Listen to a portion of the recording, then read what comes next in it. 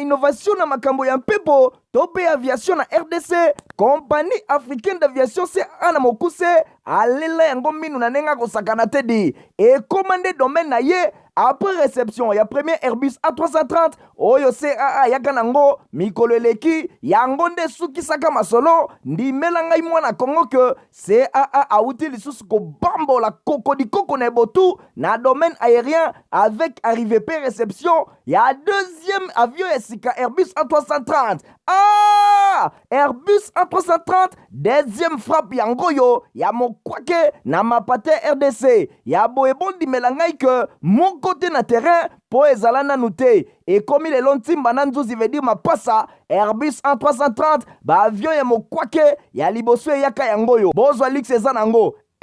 neti soki omatio kita na ote po confort nango eza na ba angle nyonso kobanda na bakiti na couloir na first class na classe économique et bongo bozwa ya mibale yango yo nyonso eza na excellence pe noblesse moko hors pair boyeba pe bosimba ke Airbus A330 eza ba marque ba avion oyo bomonaka na international ba compagnie aérienne de renom pe crédible nde basalelaka yango bokokuta yango na bamboka lokola Allemagne veut dire na Machaft pe ba pays européen ebele kutu batu ya baaffaire pe mingi ya minene na monde mingi basalelaka yango po na kitoko pe bopeto na luxe na yango surtout mécanisme ya sécurité eza nango chaque siège ndenge kaka boza komona eza na mwa mini télé oyo kotalela bafilme ennui, fatigue, okotika la koyoka yango te USB na pointe pour na chargement ba téléphone tope ba utilité mosusu Airbus A330 ya mibale ya CAA ekomi eza na deux classes first class pour na bino ba grand monsieur na ba grande dame pe ba personnalité misusu ebele avec 36 sièges classe économique pe ezali po na bino bosalaka baaffaire pe bato nyonso ba amoureux ba voyage avec 267 sièges mokoka sala voyage na ba meilleures conditions ndenge nanu ezala te avec Airbus A330 ya mibale ya CAA avion ya sika oyo euti kokoma ekwei deja na mabele timba na nzuzi lelo mibale moko te na Congo bana Congo pe bapaya basepeli ah oui CAA mfumu na ba innovation deuxième avion Airbus A330 yango ekomi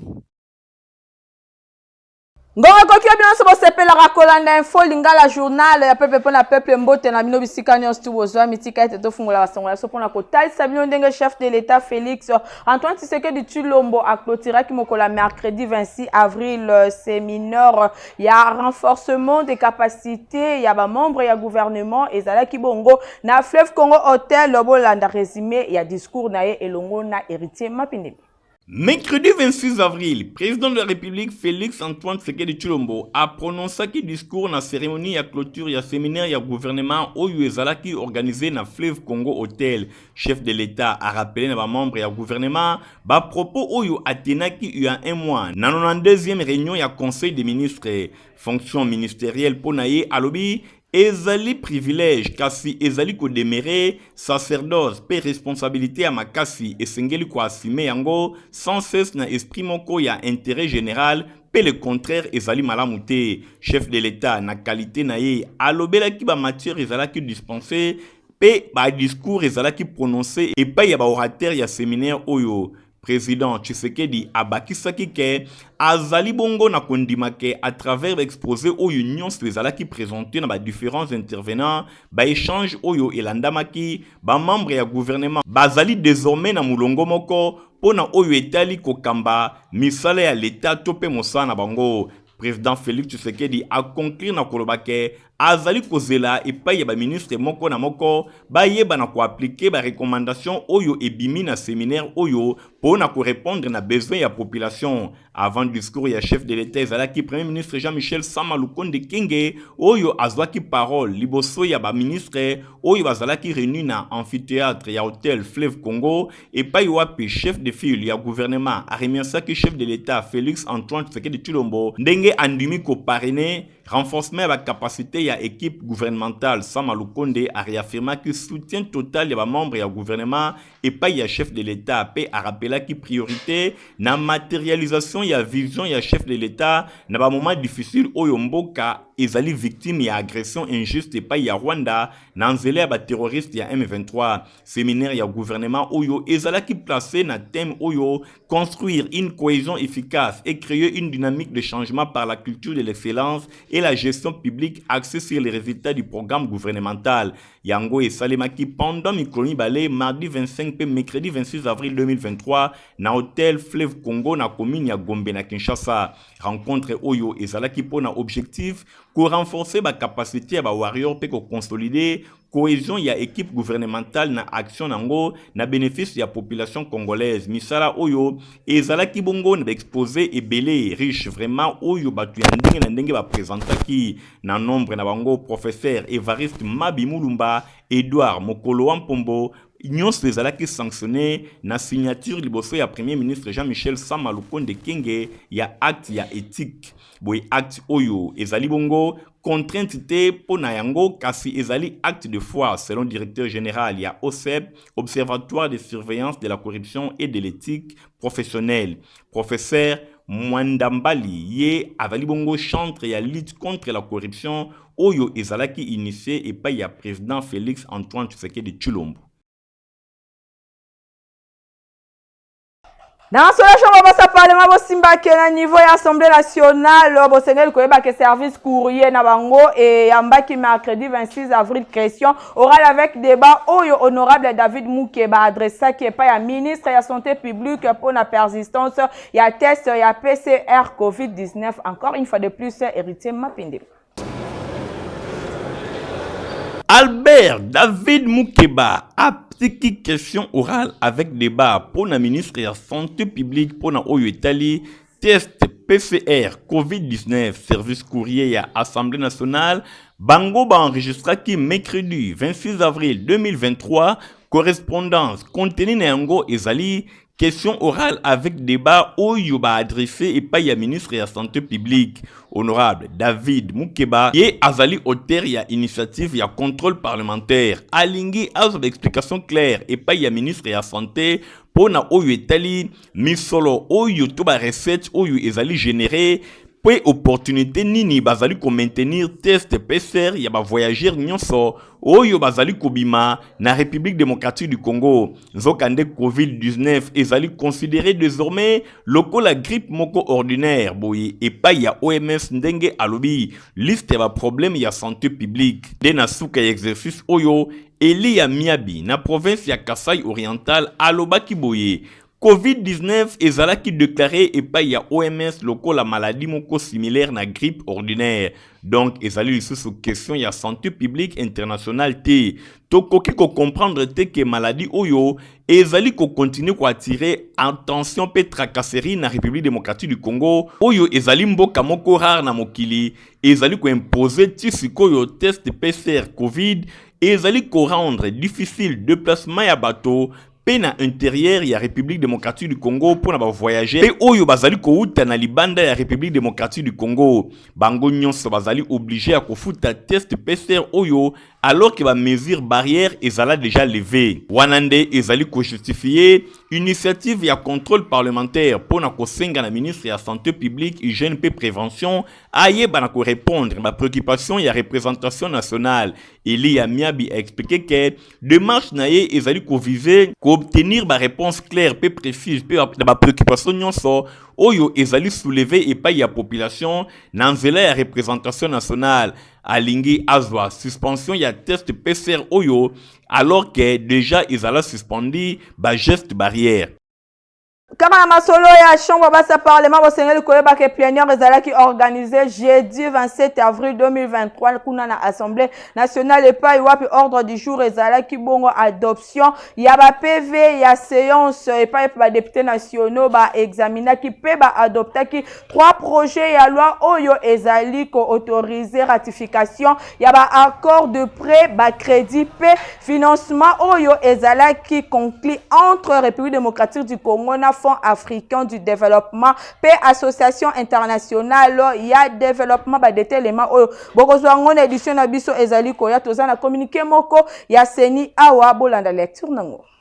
Communiqué de presse, il y a Commission électorale nationale indépendante, Seni Namokuse, Boye Bango, Bazali ko annoncé na opinion publique fermeture définitive, il y a centre d'inscription à électeurs et Salemaki depuis lundi 24 avril 2023, dans cette province, il y a aire opérationnelle 3, AO3 Namokuse, Oyo, Ezali ko marqué, clôture définitive, il y a opération d'identification, pays enrôlement et électeurs, na étendu nyonso, il y a territoire national, pays dans 5 pays, Oyo, Ezala qui sélectionné, pour la phase pilote. Boye Seni, Azali ko déplorer to komo na mabe, ba incident maléré, Oyo, Ezala qui décrié, na tango ya ba opération identification, pays enrôlement et électeurs, na quelques centres et inscriptions. Seni, Azali ko remercier, na ngambo mosos, ba congolais, pe ba congolaise, pour la participation na bango massive na ba opération Oyo. Seni Azali ko exprimer reconnaissance na ye et pas ya gouvernement ya République démocratique du Congo et pas ya ba partenaires nyonso nationaux et internationaux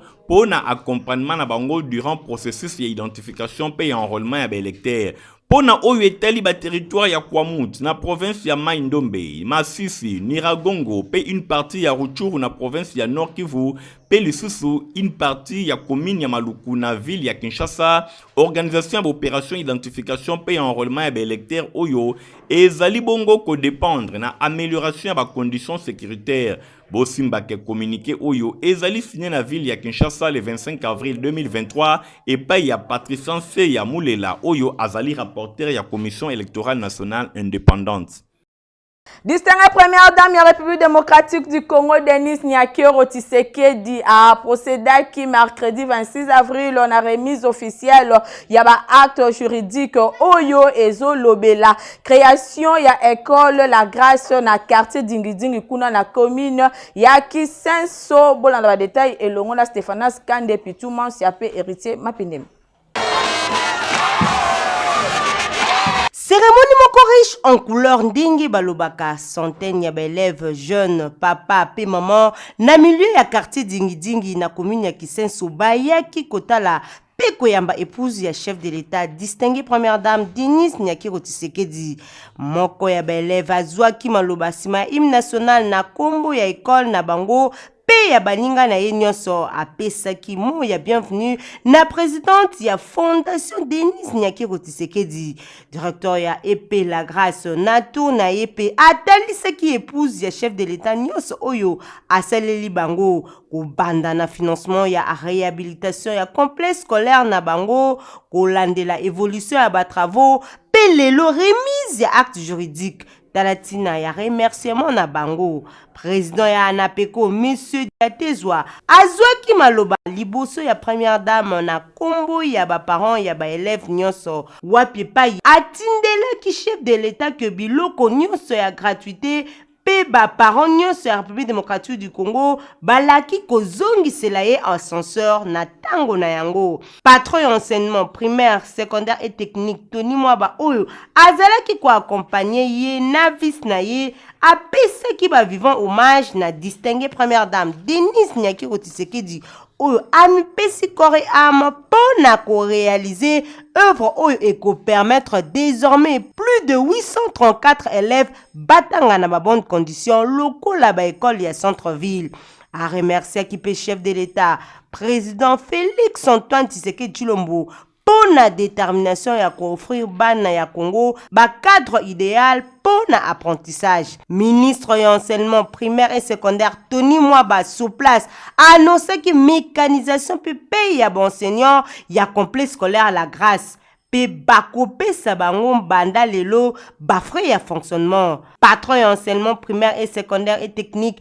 annoncé qu'il est sous place disponibilité. Il y a plus de 368 000 diplômes d'état na profit ya bana oyo basé là ba diplôme na bango depuis 8 ans, c'est-à-dire depuis 2015. Mbalamoko, Tony Mwaba, patron et enseignement primaire et secondaire, a pesaki acte juridique y a école la grâce et paye a distingué première dame Denis Nyakero Tshisekedi. Oyo na maboko na ye a pesaki yango na ba autorité y a école la grâce. Visite y a quelques salles de classe et Selemaki Nasuka épouse y a chef de l'État a pousanaki pembeni ya foule pona ko saluer bango na esengo oyo bapesaki ye.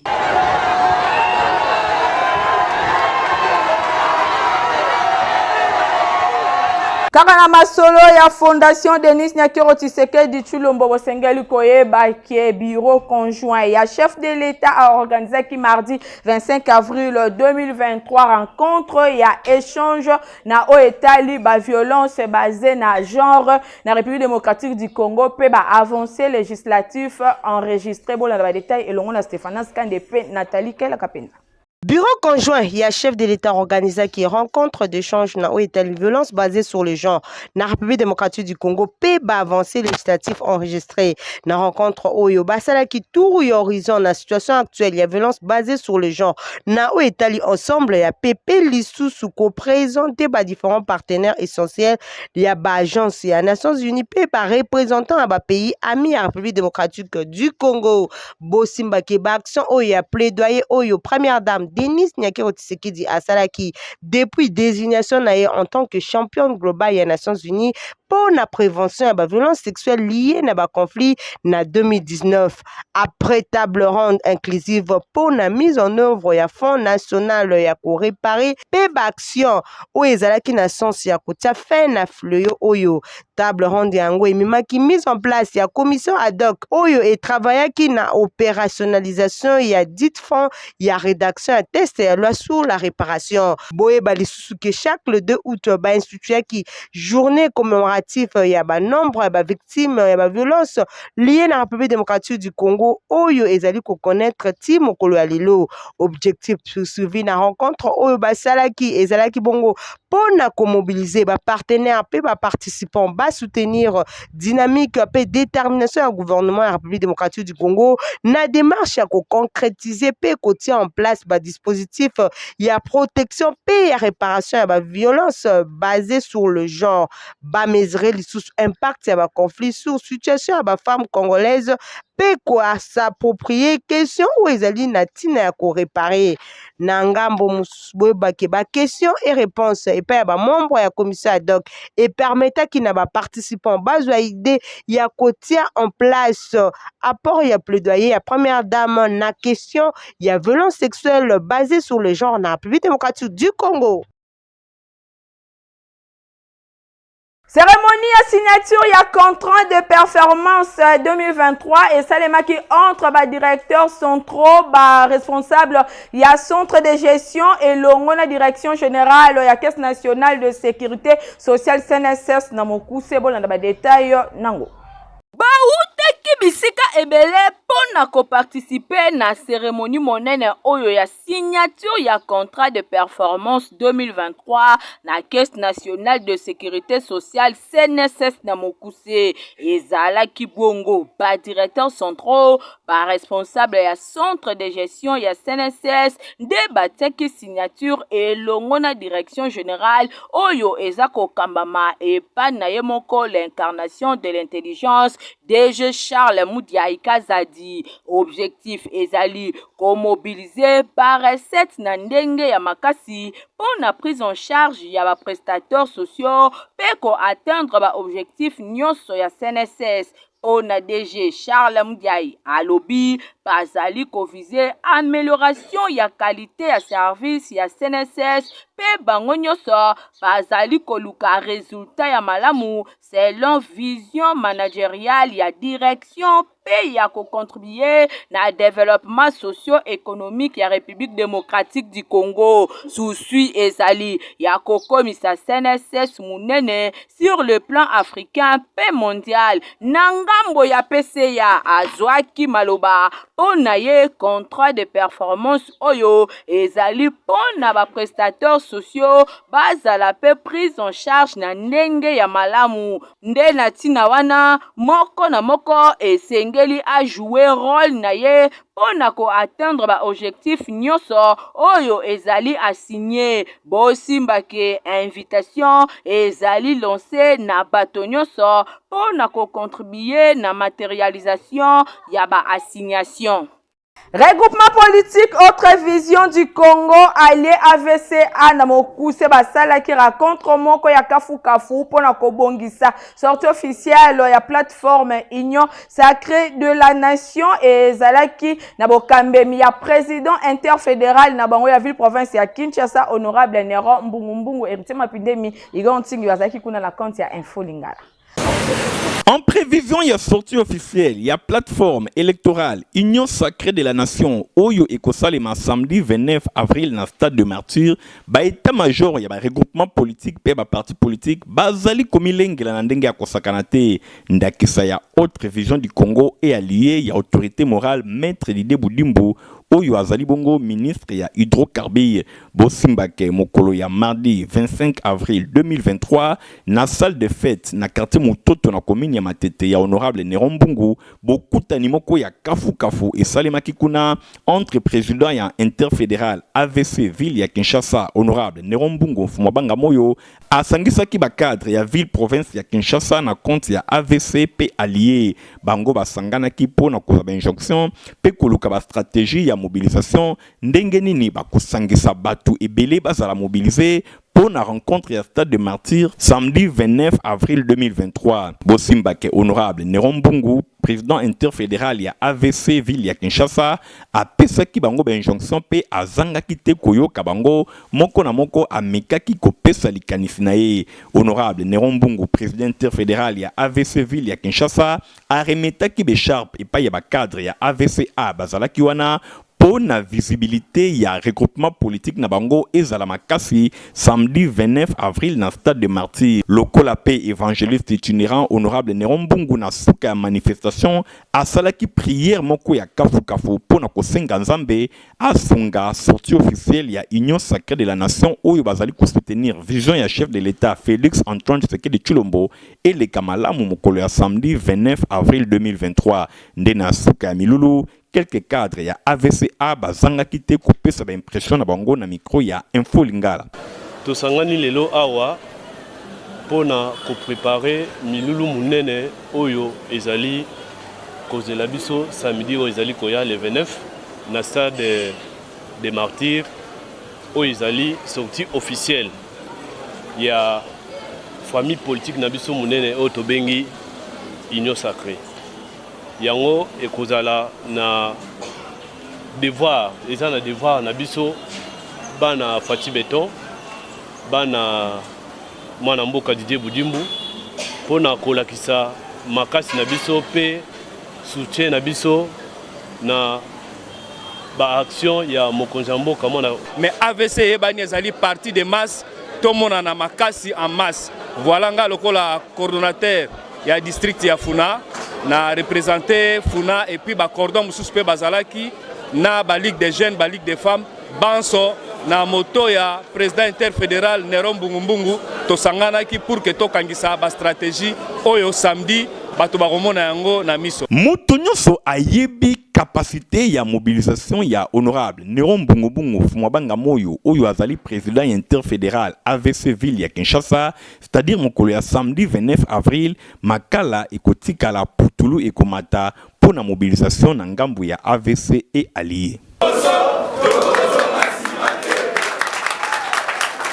Na cadre ya 30 ans ya société ya aviation CAAO ezali composé na 99% ya ba congolais Info Lingala lelo et meki ko présenter bino ba cadre pe ba directeur na bango héritier mapindemi igantinge.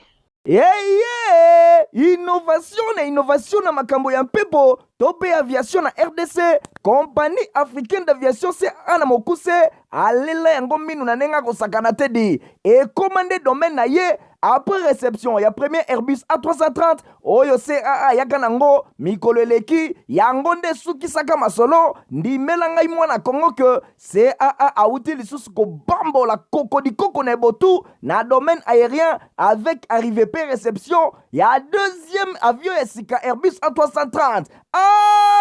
Airbus A330 deuxième frappe yango yo ya mokwake na mapate RDC ya boebondi melangai ke mon côté na terrain po ezala nanu te et comme il est lontimba na nzuzi veut dire mapasa Airbus A330 ba avion ya mokwake ya liboso yaka yango yo bozwa lix eza nango neti soki omati okita na yo te po confort nango eza na baangle nyonso kobanda na bakiti na couloir na first class na classe économique ebongo bozwa ya mibale yango oyo nyonso eza na excellence mpe noblesse moko hors pair boyeba mpe bosimba ke Airbus A330 eza bamarke ya baavion oyo bomonaka na international bakompagnie aérienne de renom mpe crédible nde basalelaka yango bokokuta yango na bamboka lokola Allemagne veut dire na Machaft mpe bapays européen ebele kutu bato ya baaffaire mpe mingi ya minene na monde mingi basalelaka yango mpo na kitoko mpe bopeto na luxe na yango surtout mécanisme ya sécurité eza nango chaque siège ndenge kaka boza komona eza na mwa mini tele oyo kotalela bafilme ennui fatigue okotikala koyoka yango te USB na pointe pour na chargement ya batelefone to mpe bautilité mosusu Airbus A330 ya mibale ya CAA ekomi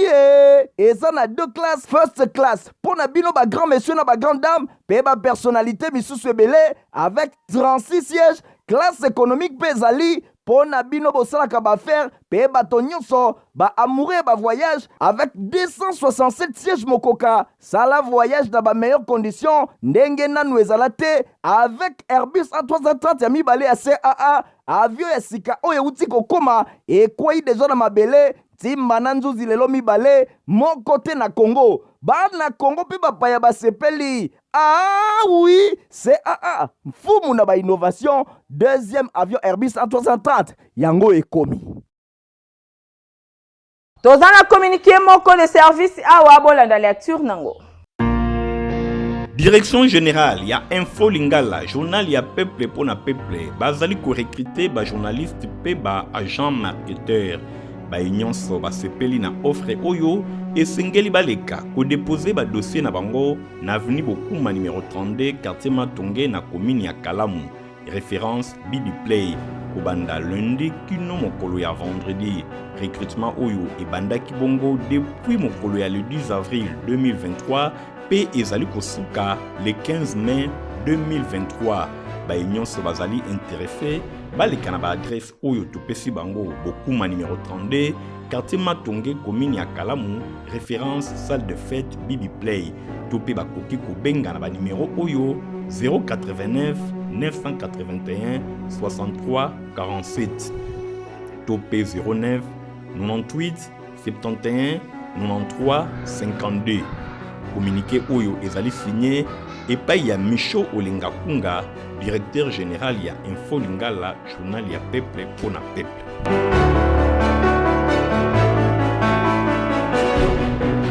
Na culture bosimba que les sapeurs d'État Papa Griffe l'on orchestre naïe contre-attaque de génération Ngache 2 baza ko livrer des concerts moko na couloir sayo ba sende pe moko na couloir mbadiako ko bolanda ba détail et l'on a hérité mapendeme.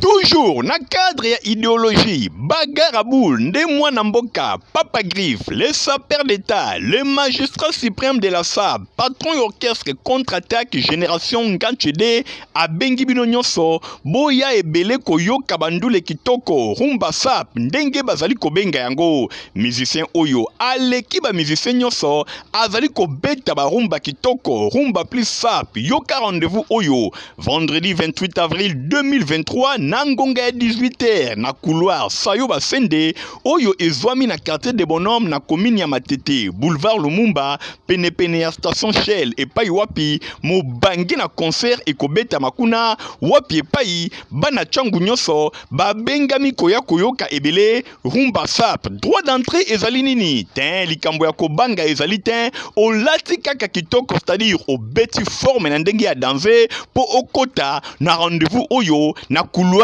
Sayo Basende rendez-vous ya mibale ezali bongo hommage epai ya Papa Wemba bakaladi ya Kuba 100% star le roi de Molokai oyo akozala lisusu immortalisé epai ya sapeur d'État Papa Grive, les magistrats suprêmes de la SAP, Wanande, Rumba SAP et Kobetama toujours dans orchestre contre-attaque génération Nganchede, orchestre mondial, patrimoine international, Bako Sekou sa Papa Wemba, na couloir Madia Koko, Wana Ezali, le 1er mai 2023, toujours dans Ngonga 18h, droit d'entrée Pekuna Ezali, au Lati Kaka Kitoko, au Beti Forme Ndenge à danser, Ndenge sa père d'état à Lingaka, au Koyoka Rumba Sap, Rumba Sap, Banzembo Kitoko, et pas ya collègue, ya Michael Jackson, le sapeur d'état, les magistrats suprêmes de la SAP, Oyo à l'équipe musicien Nyon Sonandoule, Boya et Belé na rendez-vous Ibale Oyo, Boko Zala de Cité, Boko Sepela, Pambate, Rumba Sap, ils allaient vraiment Rumba Kitoko, Oyo ils allaient défendre musique et la République démocratique du Congo.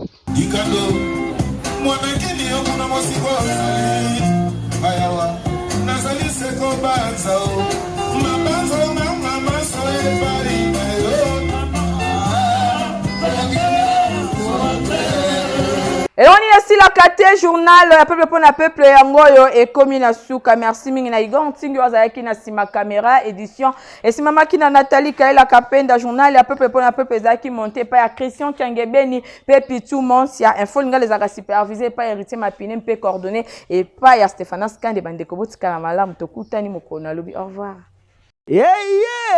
Innovation na makambo ya mpepo tope aviation na RDC compagnie africaine d'aviation c'est ana mokuse alela yango minu na nenga kosakana tedi et commandé domaine na ye après réception ya premier Airbus A330 oyo CAA yaka nango mikolo eleki yango nde sukisaka masolo ndimela ngai mwana Kongo que CAA auti lisusu ko bambola kokodi koko na botu na domaine aérien avec arrivée pe réception ya deuxième avion esika Airbus A330 Airbus A330 deuxième frappe yango yo ya mokwake na mapate RDC ya boebondi melangai que mon côté na terrain po ezala nanu te et comme il est lontimba na nzuzi veut dire mapasa Airbus A330 ba avion ya mokwake ya liboso yaka yango yo bozwa lix eza nango neti soki omatio kita na ote po confort nango eza na ba angle nyonso kobana na bakiti na couloir na first class na classe économique et bongo bozo ya mibale yango yo nyonso eza na excellence pe noblesse moko hors pair boyeba pe bosimba que Airbus A330 eza ba marque ba avion oyo bomodaka na international ba compagnie aérienne de renom pe crédible nde basalelaka yango bokokuta yango na bamboka lokola Allemagne veut dire na Machaft pe ba pays européen ebele kutu batu ya baaffaire pe mingi ya minene na monde mingi basalelaka yango po na kitoko pe bopeto na luxe na yango surtout mécanisme ya sécurité eza nango chaque siège ndenge kaka boza komona eza na mwa mini télé oyo kotalela bafilme ennui, fatigue, okotika la koyoka yango te USB na pointe pour le chargement ba téléphone tope ba utilité mosusu Airbus A330 ya mibale ya CAA et combien eza na deux classes first class pour na bino ba grand monsieur na ba grande dame pe ba personnalité misusu ebele avec 36 sièges classe économique pe ezali pour na bino bosalaka ba faire pe bato nyonso ba amoureux ba voyage avec 267 sièges mokoka sala voyage dans ba meilleures conditions ndenge nanu ezala te avec Airbus A330 ya mibale ya CAA avion ya sika oyo uti kokoma ekwei deja na mabele timba na nzuzi lelo mibale moko te na Congo bana Congo pe bapaya basepeli oui CAA mfumu na ba innovation deuxième avion Airbus A330 yango ekomi